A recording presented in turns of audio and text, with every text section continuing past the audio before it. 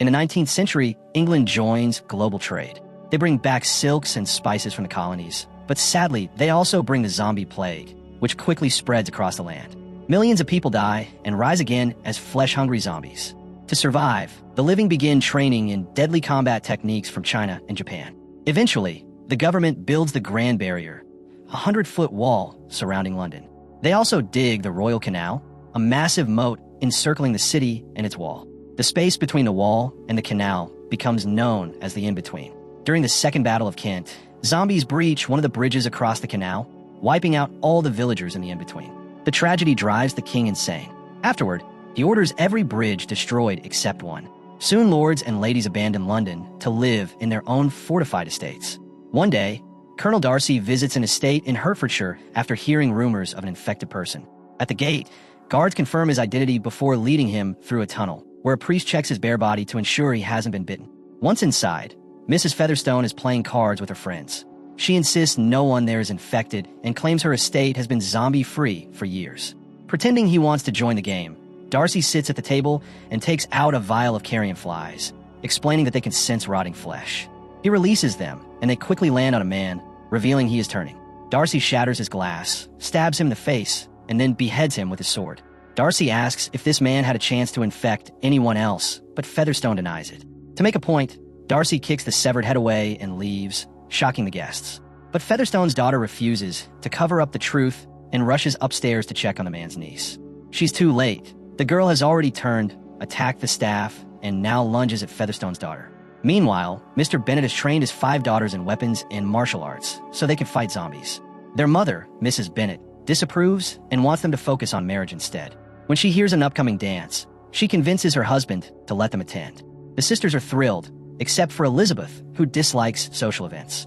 They dress up in their finest clothes, but cleverly hide weapons underneath. At the party, Bingley is speaking with Darcy when he spots Jane and immediately falls for her. He invites her to dance, and they enjoy themselves. Afterward, Bingley urges Darcy to dance as well, suggesting he ask Elizabeth. But Darcy dismisses her, saying she's tolerable but not attractive enough to tempt him. Elizabeth overhears and leaves, accidentally knocking over a bottle and embarrassing herself. Outside, she cries, but is interrupted by Featherstone, who has turned into a zombie. She tries to speak, but Darcy shoots her in the head before she can finish. The noise draws attention, and another zombie shows up, causing guards to ring the alarm. While most guests run for cover, the Bennet sisters draw their weapons and engage in battle. They fight fiercely, cutting down zombies with deadly precision. Watching Elizabeth fight stirs something in Darcy, who begins feeling drawn to her. Afterward, the corpses are burnt. Back home, Jane gushes about Bingley while Elizabeth vents about Darcy's arrogance, hitting her practice dummies with extra force. The following day, Jane receives an invitation for tea at Bingley's home. Mrs. Bennet insists she ride a horse instead of the coach, hoping the rain might make her stay the night. On the road, dogs rush past, chased by a zombie. Jane tries to shoot, but her horse throws her and flees. She attempts to fire again, but her musket misfires and injures her hand. When a zombie attacks, Jane pulls out a knife and fights back. She cuts off its hands, slashes its legs, and knocks it down before stomping its head. As rain falls, she sees a zombie mother carrying her infected baby coming toward her. The next morning, Elizabeth arrives at Bingley's house. They explain Jane is sick with the flu, so she stayed overnight. But Darcy fears she may be infected. While the doctor checks her, Darcy releases carrion flies. They don't react, proving Jane is safe. Elizabeth quickly catches the flies and crushes them, handing them back to Darcy with sarcasm. Later, Jane joins the group but declines to play cards, saying she prefers to read. This sparks an argument about what defines a true woman, leaving Darcy unsure if he admires or dislikes Elizabeth's sharpness. That night, Elizabeth secretly watches him train outside. The next day, the Bennets return to pick up Jane and Elizabeth. Bingley wants them to stay longer, but Darcy warns of infection risks. He also confronts Elizabeth, admitting he knew she spied on him the previous night.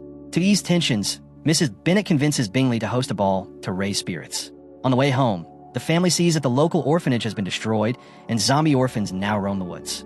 Later, Mr. Bennet introduces his cousin Collins, who will inherit the estate since daughters can't. Over lunch, Collins praises his patron Lady Catherine, a legendary swordswoman from the zombie war. He shows interest in Jane, but Mrs. Bennet rejects him, saying Jane already has Bingley and instead suggests Elizabeth. In the afternoon, Collins and the sisters head out to visit their aunt, but along the way, they come across a wrecked carriage.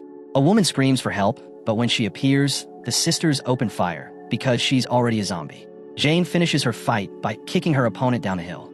As the group moves on, Elizabeth struggles to carry all the weapons, but Collins just loads them back into her arms instead of helping. When they reach town, they see new soldiers arriving to guard the area. Elizabeth meets Lieutenant Wickham, and the two quickly connect. Darcy rides nearby and grows jealous when he notices them, leaving without saying anything. Wickham then tells Elizabeth that he and Darcy don't get along because of old family problems about money. That evening, everyone attends a ball.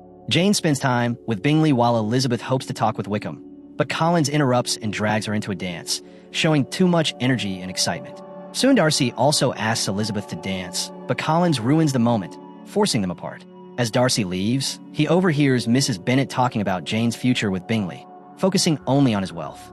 Meanwhile, Elizabeth runs into Bingley, and together they hear a noise. Turning around, they find a servant being attacked by a zombie. They grab axes and chase the creature downstairs, but the zombie drags Bingley down with him. Elizabeth slides in quickly, knocking the zombie aside and checking on Bingley. When she looks up, she discovers a group of zombie orphans hiding there. She asks how they got inside, and one child explains that their new friend let them in. At that moment, Darcy arrives and fights off the zombies, swiftly cutting them down with his sword and even using a kitchen knife. One zombie is shoved into the oven. Afterward, Darcy asks if Bingley was bitten and prepares to kill him, but Elizabeth insists he only fell. Before leaving, she tells Darcy he's a great fighter, but a terrible friend. The next day, Jane receives a letter from Bingley explaining that his family is moving back to London and that he plans to court Darcy's sister instead. During lunch, Collins proposes to Elizabeth, but she would have to give up her weapons and stop fighting zombies. Elizabeth rejects him and rushes outside, training to ease her frustration. Her mother scolds her for refusing such a proposal, but her father supports her choice. Elizabeth hugs him in gratitude, though her mother keeps nagging, so she runs into the woods to find peace. In the forest, Elizabeth notices birds flying above 4 men in top hats. Suddenly, Wickham appears, and when she turns back, the men are gone. Wickham claims he didn't see anyone and invites her to follow him. Soon they arrive at a church where a priest is preaching. When the crowd turns around, Elizabeth is shocked to see they are all zombies. Wickham stops her from grabbing her weapons as they watch the priest feed the zombies pig's brains. He explains that if the infected eat animal brains instead of human ones, they don't fully turn, and he believes this could help humans and zombies coexist. Elizabeth agrees they should present the idea to the crown, but Wickham reveals the war has drained the kingdom's money and he has no one to support him. Sometime later, a friend tells Elizabeth she is engaged to Collins and asks her to come as her chaperone to meet his family. At the estate, Elizabeth notices a painting of Catherine slaying Lucifer and another of the 4 horsemen of the zombie apocalypse, said to appear at the end of days. She realizes they're the same men she saw in the woods. Elizabeth is introduced to Catherine and her daughter, and is stunned to see Darcy there too, learning he is Catherine's nephew. Soon Wickham also arrives, invited by Elizabeth so he could ask for funds for his plan. Catherine dismisses the idea of making peace with zombies, calling it foolish, though Collins points out that scripture says the Antichrist will lead the undead. Darcy sides with Catherine and grows furious when Wickham mentions his father, ordering the guards to throw him out. Elizabeth tells Darcy he's as cold as the undead themselves. That night, Darcy trains outside to vent his anger. Elizabeth can't sleep because her friend snores, so she wanders into the gardens, where she finds Wickham again. He tells her that Darcy convinced Bingley's family to leave by saying Jane was only after their money. Wickham then asks Elizabeth to run away with him, but she refuses. Before he goes, he warns that the day of reckoning is near. The next day, Darcy tells Elizabeth that while he considers her beneath him, he still desires her, so he asks her to marry him.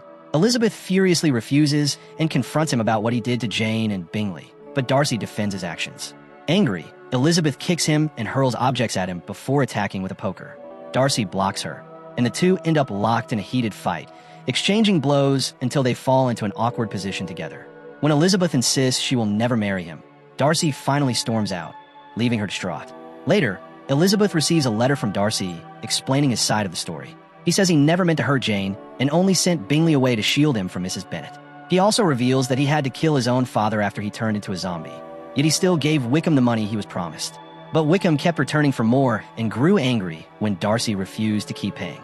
Later, Wickham tried to marry Darcy's young sister for her fortune, but Darcy saved her in time. Finally, Darcy tells Elizabeth that he respects her feelings, so to get over his heartbreak, he went to London to fight in the latest zombie battle.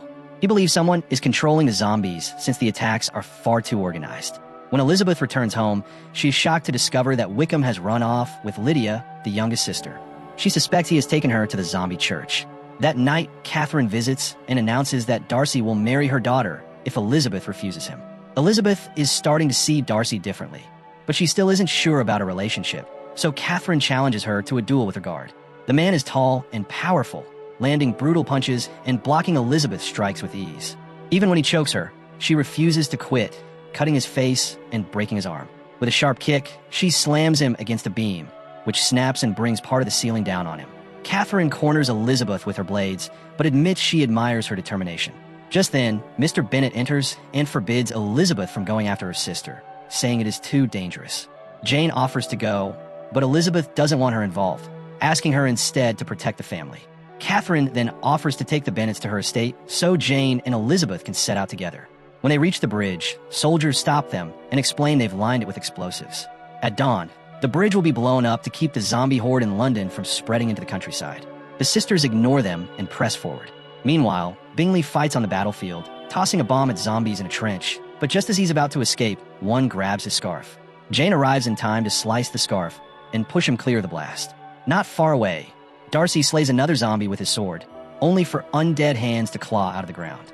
A massive zombie sneaks up behind him, but Elizabeth strikes it down with an axe. She warns him they're standing on a zombie graveyard, so they both stab the ground to stop more from rising. Afterward, Elizabeth tells him her sister is at the church, but Darcy explains that the building was burned 5 days ago, meaning her sister is likely dead. After he leaves, it's revealed he lied.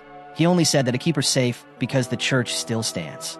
Darcy secretly approaches the church and sees the 4 horsemen of the apocalypse leading a zombie horde.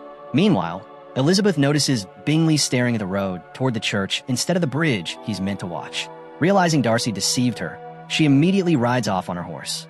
Back at the camp, a soldier discovers that someone has stolen all the brains from the dead soldiers. Darcy slips into the church through a side entrance and discovers Lydia chained up. On the wall, he notices Wickham's scheme to unleash the zombies on London. Just then, Wickham arrives. Darcy offers him money in return for Lydia, but Wickham refuses and starts shooting. A bullet strikes the gate, and the sound attracts the horde, who storm into the room. It's revealed that Darcy had fed them soldiers' brains to make them aggressive. As Wickham fights to hold them off, Darcy smashes the chain to free Lydia. Meanwhile, his horse yanks the bars from the window so his master can escape. Once outside, Darcy lifts Lydia onto his horse and sends her toward the bridge. He cuts down a few zombies before Wickham confronts him, leading to a sword fight while the horde rushes out of the church. Far away, Elizabeth keeps riding and looks in shock at London engulfed in flames. At that moment, she spots Lydia and shouts her name, but Lydia doesn't hear. The zombie mob appears behind her, and Elizabeth draws her sword to push through them. Lydia reaches the bridge just before the soldiers begin preparations for detonation. Back in the church, Darcy and Wickham duel fiercely until Darcy stabs him. But Wickham doesn't fall, because he had already turned undead and suppressed his hunger for brains out of sheer hatred for Darcy. He reveals the 4 horsemen have risen and declares himself the Antichrist who will lead them. Wickham grabs Darcy by the throat and prepares to behead him, but Elizabeth arrives in time, slicing off his arm and crushing him under her horse. The pair flee together on Elizabeth's horse as the zombie horde follows close behind. They reach the bridge just as the bombs are triggered, and the sisters fear Elizabeth has perished in the blasts.